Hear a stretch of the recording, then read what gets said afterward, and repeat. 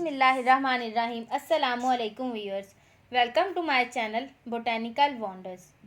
आज की ये वीडियो काफ़ी दिलचस्प होने वाली है क्योंकि ये वीडियो है एक ऐसे टॉपिक पे जिससे हम सब वाकिफ़ हैं, जो कि है स्लीप रिलेटेड ईटिंग डिसऑर्डर के रात को उठ के खाना खाना, और नाइट ईटिंग सिंड्रोम भी इसको कहा जाता है।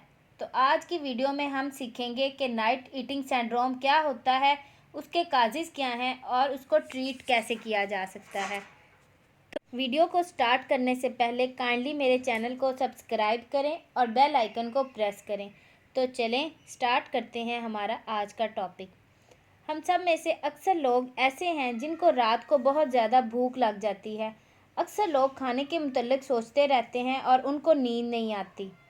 मतलब वो वेल अवेयर हैं कि वो स्लीप रिलेटेड ईटिंग डिसऑर्डर में मुब्तला हैं, लेकिन वो तब तक सो नहीं सकते जब तक कुछ खा ना लें। तो व्यूअर्स, आपको इस डिसऑर्डर, जिसको हम nocturnal sleep related eating disorder यानी कि नाइट ईटिंग सिंड्रोम कहते हैं, उसके मेन काजेज़ बताते हैं। इसकी मेजर काज हमारा बैड ईटिंग बिहेवियर है। जब हम डाइटिंग करते हैं ड्यूरिंग डे तो अक्सर बॉडी की रिक्वायरमेंट होती है कैलोरीज़ की, लेकिन हम वो पूरी कैलोरीज़ बॉडी को फ्राहम नहीं कर पाते क्योंकि हम ऑन डाइटिंग होते हैं। तो जब रात को बॉडी को मिल जाता है एक सिग्नल, तो वो ओवर कंपनसेट कर देती है। मतलब बॉडी हमें एक ऐसा सिग्नल देती है कि खाना खाओ, तो रात को हमको कुछ ना कुछ खाना खाना पड़ता है। तो डाइटिंग तो बिल्कुल तब ख़राब, उसकी सीक्वेंस डाइटिंग का ख़राब तो हो जाता है, लेकिन फिर बॉडी को क्योंकि कैलोरीज़ की ज़रूरत होती है तो बॉडी को एनर्जी प्रोवाइड करना ज़रूरी हो जाता है। नाइट ईटिंग सिंड्रोम की एक मेजर वजह ये है हमारी बिज़ी रूटीन। मतलब हम दिन भर हम बिज़ी रहते हैं, हमारी रूटीन ख़राब होती है और जो हमारा ईटिंग क्लॉक है वो डिसरेगुलेट हो जाता है। अब मैं आपको बताऊंगी कि नाइट ईटिंग सिंड्रोम से हम लोगों को क्या क्या नुकसान होता है।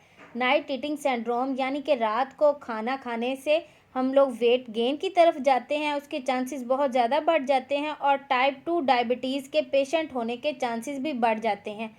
अब मैं आपको बताऊंगी इसकी ट्रीटमेंट, कि नाइट ईटिंग सिंड्रोम को हम किस तरह से ट्रीट कर सकते हैं।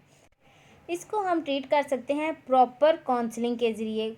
एक प्रॉपर काउंसलिंग का तरीका होगा जिससे हम लोगों की ट्रीटमेंट होगी नाइट ईटिंग सिंड्रोम की। इसके अलावा हम खुद भी नाइट ईटिंग सिंड्रोम को ट्रीट कर सकते हैं। उसमें अपनी डाइट की प्रॉपर रूटीन हमें बनानी चाहिए। हमें कोई भी मील स्किप नहीं करना चाहिए। जैसे अक्सर औकात हम अपना ब्रेकफास्ट स्किप कर देते हैं, हम डिनर स्किप कर देते हैं। हमें किसी सूरत भी अपना खाना स्किप नहीं करना चाहिए। हमें दिन में 3 मील्स ज़रूर लेने चाहिए और 2 से 3 हेल्दी स्नैक्स भी लेने चाहिए। नाइट ईटिंग सिंड्रोम की एक मेजर वजह है स्ट्रेस। जब हम स्ट्रेस में होते हैं तो हम लोगों को बहुत ज़्यादा भूख लगती है। ये हम में से अक्सर लोगों ने फ़ील किया होगा कि जब उनको गुस्सा आता है या वो किसी टेंशन में होते हैं, स्ट्रेस कंडीशन में होते हैं, तो उनका दिल करता है कुछ ना कुछ खाने को। तब वो नाइट ईटिंग सिंड्रोम की तरफ चले जाते हैं। तो नाइट ईटिंग सिंड्रोम को ट्रीट करने के लिए उनको रिलैक्सेशन होने के लिए बहुत ज़रूरी है, उनकी रिलैक्सेशन। तो रिलैक्स होने के लिए योगा और एक्सरसाइजेज करनी चाहिए और हमें अपनी डाइट में 60% प्रोटीन भी ऐड ज़रूर करने चाहिए, क्योंकि प्रोटीन से नाइट क्रेविंग्स अक्सर ख़त्म हो जाती हैं। इसके अलावा हमें अपने घर में कोई जंक फूड वगैरह नहीं रखना चाहिए, क्योंकि हमारी रीच होगी तो हम नाइट क्रेविंग्स की तरफ ज़रूर जाएंगे।